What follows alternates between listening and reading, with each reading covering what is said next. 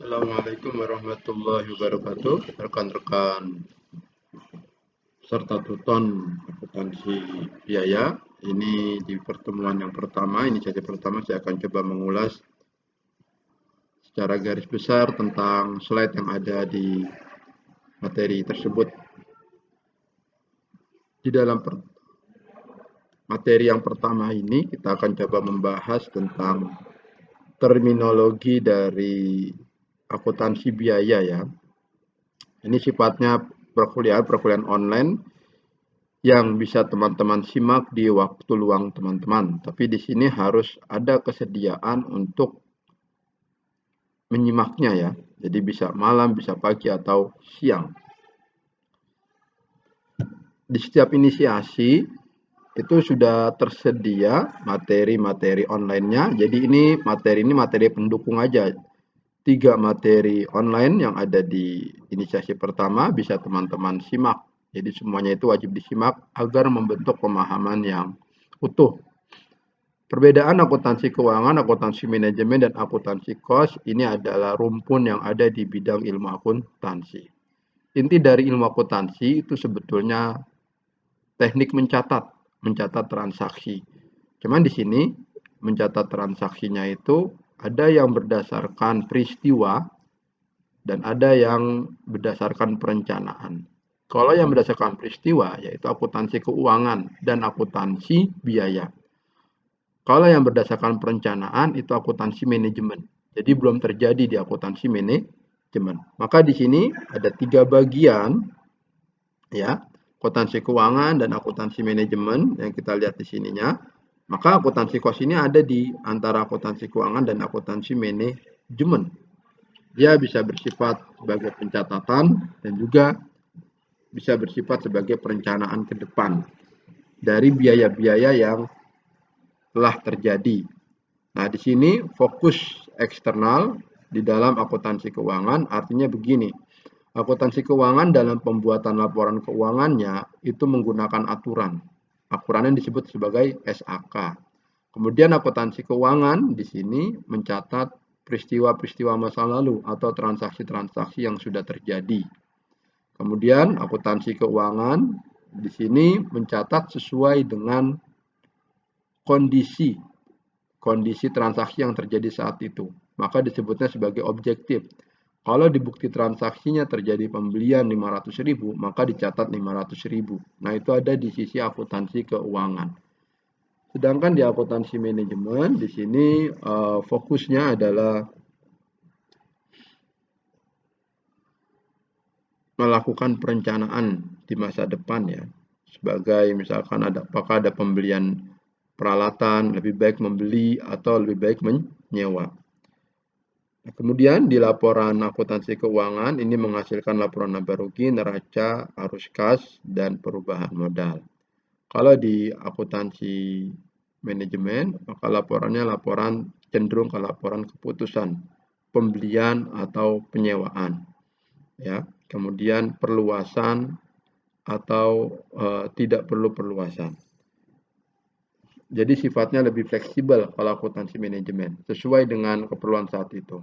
Nah, ini adalah pembeda antara akuntansi keuangan dan manajemen. Nah, ini seringkali teman-teman di tuton ini tidak bisa membedakan pertanyaan apa perbedaan dengan apa yang dimaksud dari hal penjelasan. Jadi kalau perbedaan itu bentuknya bukan bentuk pengertian ya, tapi bentuknya ke sifat-sifat.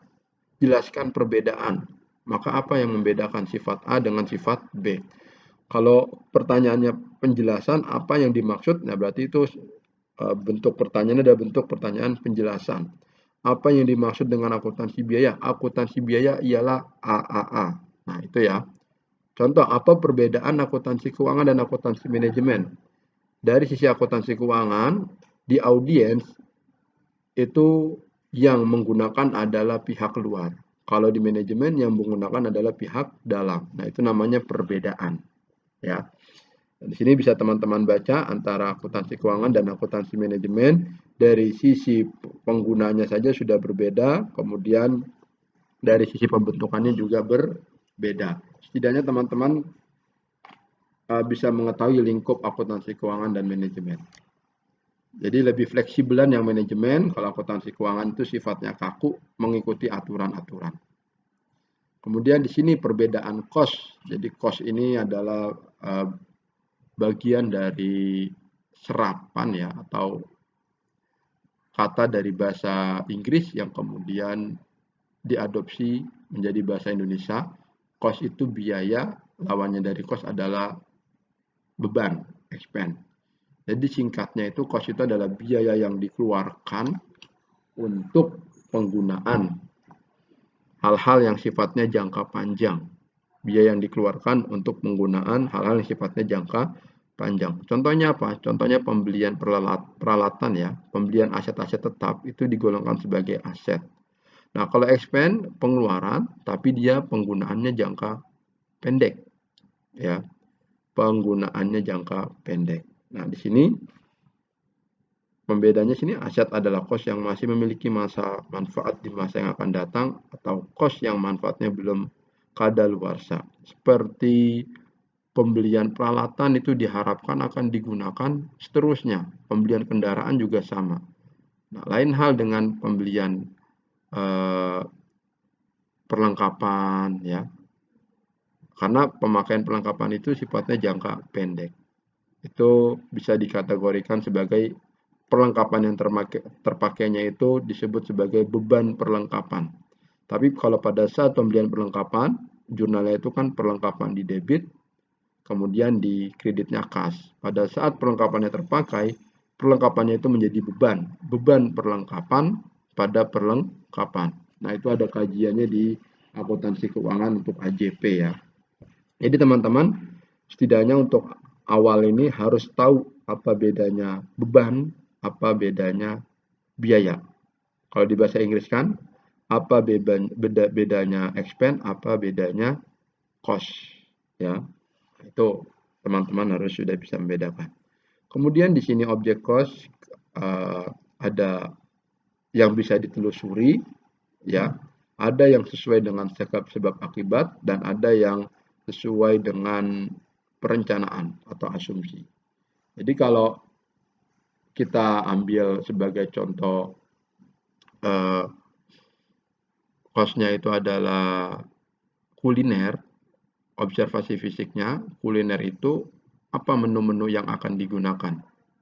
Atau menu-menu yang akan dibuat, bukan digunakan ya, menu-menu yang akan dibuat. Nah, menu-menu yang akan dibuat itu kategorinya adalah alokasi. Maka akan ditulis itu bahan bakunya apa aja, kemudian yang diperlukan apa aja. Driver tracingnya sebab akibat ini ketika ada pesanan, ya. Ketika ada pesanan, maka di situ muncul sebab akibat. Sebabnya ada pesanan, akibatnya maka memunculkan perhitungan biaya. Observasi fisik ini melihat hal-hal apa saja yang diperlukan pada saat mengelola bisnis kuliner. Kan ada perlengkapan, terus ada peralatan dapurnya, dan lain sebagainya yang menunjang kegiatan bisnis kulinernya.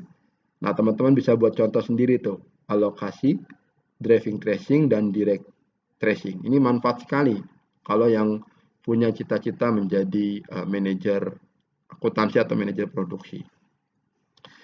Cost dipandang dari sisi produk. Ya, jadi pembuatan sebuah produk itu ada 3 elemen penting atau 3 bagian penting.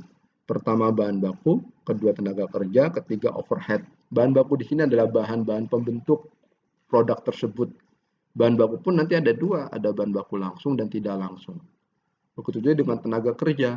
Tenaga kerja ini artinya orang atau karyawan yang terlibat langsung dalam pembuatan produk. Kalau tadi kita menggunakan contoh bisnis kuliner, maka tenaga kerja langsungnya adalah yang kerja di dapur, ya. Cost overhead ini biaya lain-lain, penunjang dari bahan baku dan tenaga kerja.